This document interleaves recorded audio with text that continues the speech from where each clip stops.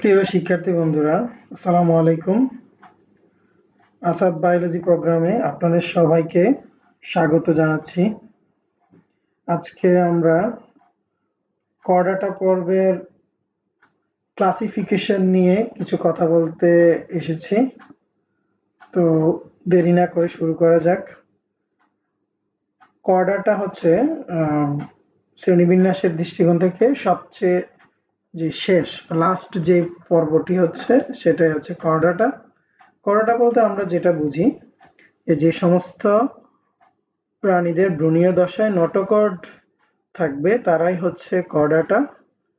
Notochord হচ্ছে স্থিতিস্থাপক নমনীয় একটি বিশেষ অঙ্গ যা ভ্রূণীয় দশায় কর্ডাটা পর্বের প্রাণীদের মধ্য পৃষ্ঠরেখা বরাবর থাকে। তবে এই কর্ডাটার পরিণতির উপর ভিত্তি করে কর্ডাটা পর্বটিকে তিনটি উপপর্বে ভাগ করা হয়েছে, যেটাকে ইংরেজিতে সাবফাইলাম বা বাংলাতে আমরা বলি উপপর্ব। এর মধ্যে একটি পর্ব হচ্ছে ইউরোকর্ডাটা, একটি হচ্ছে সেফালোকর্ডাটা, অপরটি হলো ভার্টিব্রাটা।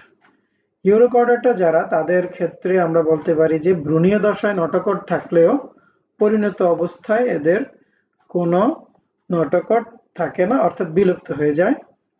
আর সেফালোকর্ডাটা যারা, তাদের ভ্রূণীয় দশায় নটোকর্ড থাকলেও পরিণত অবস্থায় নটোকর্ডই থেকে যায়, এটার আর কোনো পরিবর্তন হয় না।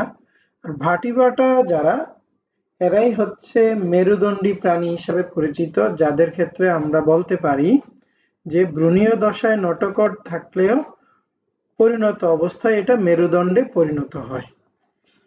এখন ইউরোকর্ডাটার ক্ষেত্রে আমরা যেটা বললাম যে নটোকর্ড বিলুপ্ত হয়ে যায়, সেফালোকর্ডাটার ক্ষেত্রে নটোকর্ডই থাকে, আর ভার্টিব্রাটার ক্ষেত্রে নটোকর্ড মেরুদণ্ডে পরিণত হয়।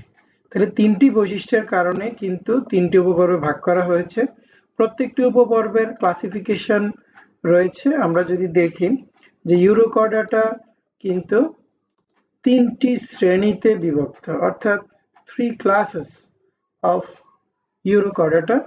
ক্লাস 1 যেটা 1 নম্বর ক্লাস এসিডিয়াসিয়া, 2 নম্বর ক্লাস যেটা এটা হচ্ছে থেলিয়াসিয়া, আর 3 নম্বর ক্লাস যেটা সেটাকে বলা হয় লার্ভাসিয়া। এগুলো নিয়ে আমরা পরবর্তী ক্লাসে বিস্তারিত আলোচনা করব। আর সেফালোকর্ডাটা যে উপপর্বটি রয়েছে এটার কোনো শ্রেণী নেই, অর্থাৎ যেহেতু এদের বৈশিষ্ট্যের তেমন কোনো পরিবর্তন নেই, সেক্ষেত্রে ওদেরকে কোনো শ্রেণীতে বিভক্ত করা যায় না।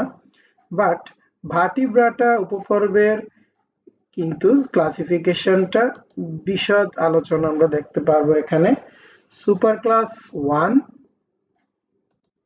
যেটাকে বলা হয় সাইক্লোস্টোমাটা এবং সুপার ক্লাস 2 ন্যাথোস্টোমাটা, এই দুটি সুপার ক্লাস হচ্ছে ভার্টিব্রাটার অন্তর্ভুক্ত দুটি অধিশ্রেণী, অর্থাৎ সুপার ক্লাস। একটি হচ্ছে সাইক্লোস্টোমাটা, অপরটি হচ্ছে ন্যাথোস্টোমাটা।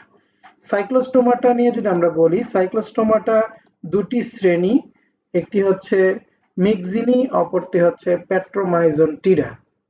পরীক্ষায় মিক্সিন এবং পেট্রোমাইজনটিডার বৈশিষ্ট্য নিয়ে আলোচনা রয়েছে, পরীক্ষায় এগুলো খুবই গুরুত্বপূর্ণ। এগুলো আমরা পরবর্তী ক্লাসে এগুলো বৈশিষ্ট্য নিয়ে আমাদের অবশ্যই আলোচনা করব আমরা। এরপরে আমরা যদি দেখি সুপার ক্লাস 2 ন্যাথোস্টোমাটা যে অধিশ্রেণী বা সুপার ক্লাস, সেটার 7টি শ্রেণী বা 7টি ক্লাস রয়েছে। যেমন 1 নম্বর হচ্ছে কন্ড্রিকথিস, তারপরে আমরা দেখবো অ্যাক্টিনোপটেরিজি। হ্যাঁ, কন্ড্রিকথিস বলতে এটা যেটা বোঝানো হয় যে ওই যে তরুণাস্থি বিশিষ্ট মাছ। অ্যাক্টিনোপটেরিজি কঠিনাস্থি। তারপরে ক্লাস 3 তে আসতেছে সার্কোপটেরিজি, এরাও কঠিনাস্থি, বাট অ্যাক্টিনোপটেরিজি থেকে এদের বসবাস এবং এদের কিছু বৈচিত্র্য পার্থক্য রয়েছে, যেটা আমরা বৈশিষ্ট্য আলোকে ব্যাখ্যা দিব। তারপরে হচ্ছে অ্যামফিবিয়া উভচর। রেপটিলিয়া ক্লাস 5 এ রয়েছে রেপটিলিয়া, যারা সরীসৃপ হিসেবে পরিচিত। আর হচ্ছে ক্লাস 6 যেটা এভিস পক্ষীকুল, যারা রয়েছে সকল ধরনের পাখি প্রজাতি, তারা হচ্ছে এভিস শ্রেণীর অন্তর্ভুক্ত। আর সর্বশেষ যে ক্লাসটি রয়েছে সেটা হচ্ছে ম্যামালিয়া, যাদেরকে আমরা বলি যে স্তন্যপায়ী। ঠিক আছে, আমরাও এই শ্রেণীর অন্তর্ভুক্ত। তো শিক্ষার্থী বন্ধুরা, তোমাদের এই